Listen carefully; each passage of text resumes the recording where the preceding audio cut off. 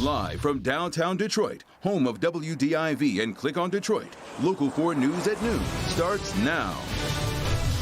Facing a health and economic crisis, Governor Whitmer hinting for the first time when Michigan might ease up on some restrictions put in place because of the coronavirus. I do hope to have some relaxing come May 1st. What she says needs to happen before the state can reopen. But we do begin today with what's happening outside your window. Yes, take a look. It's the middle of April, but snow is falling for many of us for the second time this week. And yes, it's already coming down. And when it's finished, some of us could see some inches of snow. Meteorologist Brandon Rue joining us now live outside of his home. I've put away the shovel, I put away the ice scraper, the snow removal, all that stuff. But we're certainly going to need it today, Brandon.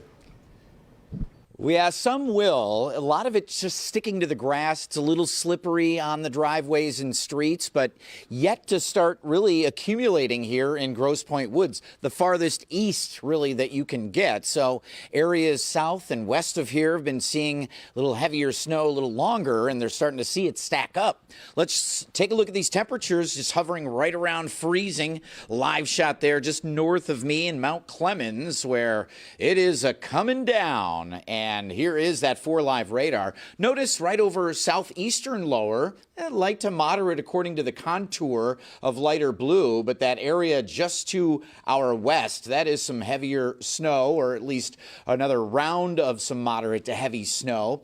Still looks like the heavier accumulations of maybe 2 to 3 inches or more down in Lenawee and Monroe counties under a winter weather advisory until 5 p.m. So temperatures again in the low, maybe middle 30s, with snow continuing through the afternoon and may shut off by about 6 p.m.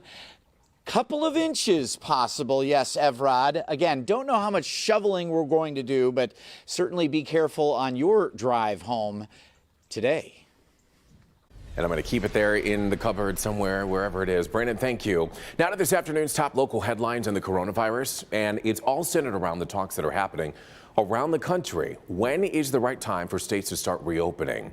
Well, this morning on Good Morning America, Governor Whitmer said that she hopes to relax some stay-at-home measures come May 1st, but it does depend on our ability to test more people for the virus.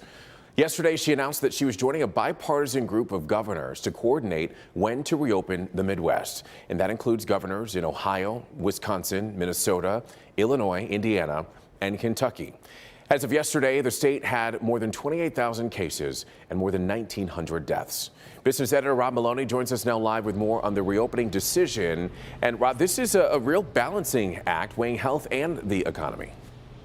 Yeah, no doubt about it, Evrod. I mean, she doesn't want a second wave, and that's what she's most concerned about. We've seen that happen in other places, like in Singapore, where they have reopened everything and then had more cases come back. She doesn't want that. But perhaps among the more encouraging things that she said this morning in a half-hour phone conversation with the Chamber of Commerce in Michigan is that we have seen the curve flatten. That is her declaration that we're starting to get ahead of this thing. And like you said, she said we need more testing, but she's seeing hopeful signs, and that gives her reason to believe that starting on May 1st, we can actually get somewhere and have some sort of ramp up. But we need to be real clear about this. She's not talking about flipping a switch and Michigan's economy just coming right back. So let's hear what she said to the Chamber of Commerce about how she intends to open up the state. I am hopeful that come May 1, we will make some steps forward. And as we proceed, if that goes well and we continue to see progress, that we then go into a second phase. I think what you saw from the president yesterday was a guidebook to states. And it was talking about phases, recognizing that you can't just do it all overnight. Now, we have to come up with a plan for Michigan, and I think Michiganders are the best ones to come up with that plan, and that's why we've been inclusive and thoughtful about how we do this work and plot the strategy.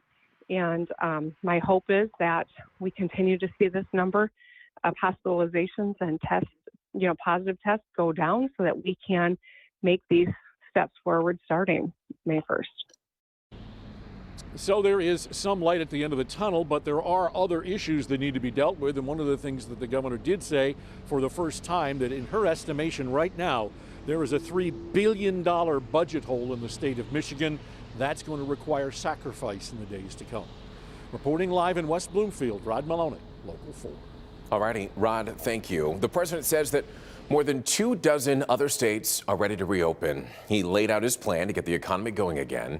And as Tracy Potts reports, it will be up to the country's governors. President Trump brought in Democrats and Republicans to advise on his new three-step plan to get America working again. And Democrats said they're concerned there's not enough emphasis on testing. 3 phases in restoring our economy. Ready for a reboot. We are not opening all at once, but one careful step at a time. President Trump says 29 states are ready to start reopening, some before May 1st. His 3-phase plan, a gradual return to work and public life with social distancing and schools still closed. High-risk individuals stay home. Then resume non-essential travel, open schools, and ease restrictions on restaurants, sports, and large gatherings. Finally, back to normal life with caution, minimizing crowds with a focus on hygiene. Democrats argue the plan needs much more detail about testing.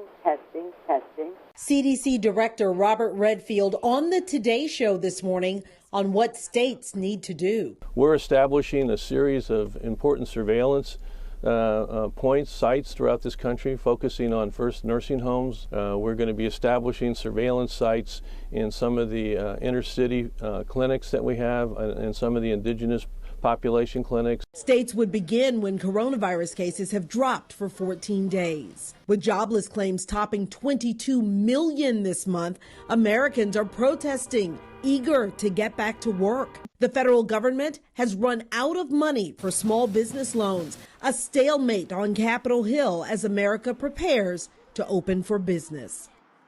The job situation is really bad in some areas. There are at least 4 states with unemployment rates of 25%. Tracy Potts, NBC News.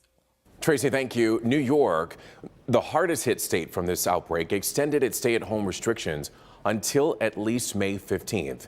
Well, today a new rule takes effect there requiring everyone to wear a face mask in public. Right now, though, we do want to take a look at Wall Street right now. Stocks are rallying as investors hope that there could be a treatment solution for the coronavirus that helps the country open faster. The Dow climbed nearly 2% in early trading, and if the early rise holds, the S&P 500 could close out back-to-back weekly gains.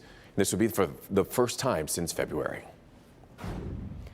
In other news this afternoon, out of Dearborn Heights, police are looking for this man in connection to the stabbing death of his own mother. His name is Mohammed Saad, and he was last seen in a silver 2018 Jeep Cherokee Laredo with a Michigan license plate that reads DYV 2064. Now, the attack happened Thursday night at home in the area of Simone and Amboy, just south of Ford Road. Once police got there, they found the mom dead inside. If you have any information about this incident, give Dearborn Heights Police a call. It's the local restaurants and mom and pop shops in our community that are struggling to make ends meet. Up next, we'll tell you why the money set aside to help them might not be there. And his case and prison sentence made top headlines for weeks. The President Trump associate being released early from prison because of the coronavirus. That's next.